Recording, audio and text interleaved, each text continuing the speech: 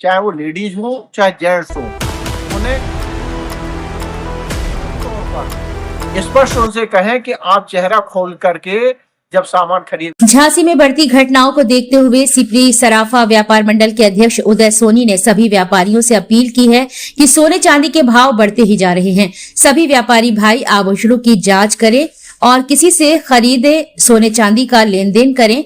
नकली आभूषणों की पहचान करके सतर्कता बरतें और कहा कि अपनी दुकानों में यह नोट सभी व्यापारी भाई चिपकाए कि दुकान के अंदर कोई भी ग्राहक मुंह बांधकर प्रवेश न करे। हमेशा मुंह खोलकर ही दुकान में आए और सोने चांदी का लेन देन करें। अध्यक्ष उदय सोनी ने सभी सराफा व्यापारियों से यह अपील की है।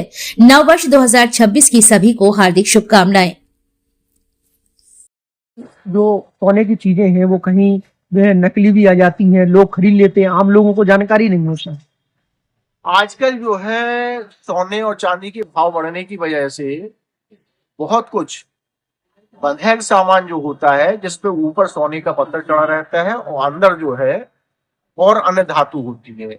अब अन्य धातु में ऐसी धातु भी आने लगी है कि जिसमें देखने पर वो बिल्कुल सोना ही लगती है, पहनने पे भी सोना जैसी लगती है, लेकिन सोना नहीं होता है। तो इसलिए व्यापारियों से अनुरोध है कि वो जो भी पुराना सामान या देखने में जो नया सा लगे उस सामान को कतई मत लें। तो अगर लें तो इतने सोच विचार करके, देख करके, परख करके लें कि जिसमें नुकसान ना हो।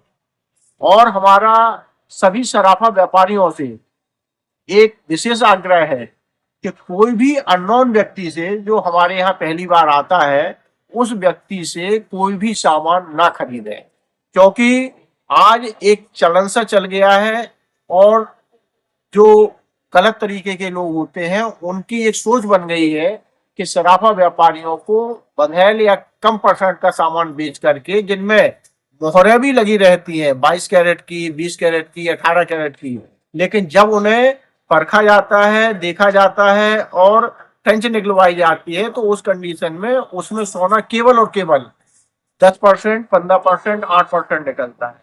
तो इस चीज से व्यापारी भाई बहुत सतर्क रहे। दूसरी बात, जो लोग मुंह बांध के आते हैं, चाहे वो लेडीज हो चाहे जेंट्स हो, उन्हें कतई तौर पर स्पष्ट उनसे कहें कि आप चेहरा खोल करके जब सामान खरीदेंगे तो हम आपको दिखाएंगे, अन्यथा सामान नहीं दिखाएंगे। क्योंकि मुंह बांधने के बाद जब घटना करके चला जाता है दुकान ग्राहक, तो उस कंडीशन में पुलिस को भी परेशानी होती है और दुकानदार भी नहीं बता पाता है कि ये वही ग्राहक है कि जो हमारे यहाँ घटना को अंजाम दे जा चुका है।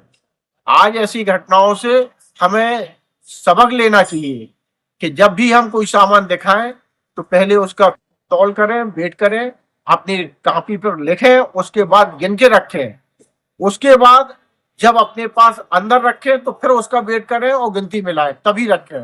क्योंकि आज छोटे से छोटा सामान इतनी ज्यादा रुपए का हो रहा है कि व्यापारी सुबह से लेकर शाम तक व्यापार करता है और अगर पूरे दिन में एक सामान भी चला गया तो उसकी पूरे महीने भर की जो कमाई होती है वो एक सामान में एक दिन में चली जाती है।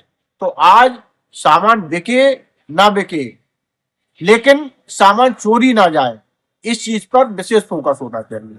क्योंकि कम से कम अगर बिकता नहीं है हमारा सामान हमारे पास है, लेकिन अगर चोरी चला जाता है तो हमारी महीने भर की, 2 महीने की, 6 महीने की पूरी कमाई चली जाती है।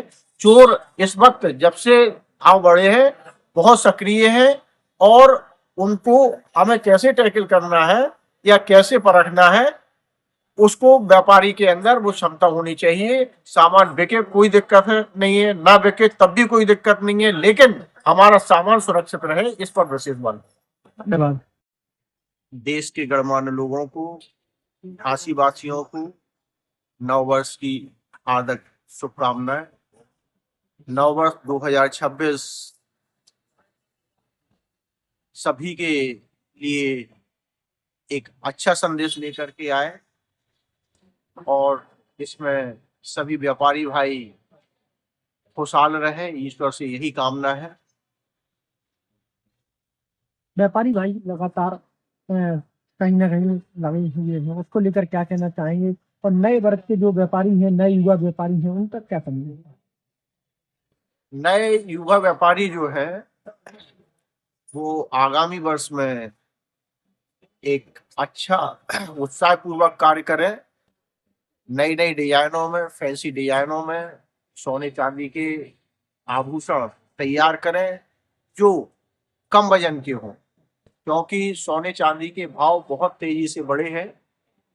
उस भाव बढ़ने की वजह से जो वेटेड आइटम है वो बिकने के चलन से बाहर होते जा रहे हैं, क्योंकि लोगों की जो सोच और पैसा खर्च करने की क्षमता थी वो अब कम हो गई है, क्योंकि जितने में 3 ग्राम सामान आ जाता था आज उतने रेट में 1 ग्राम सामान आ रहा।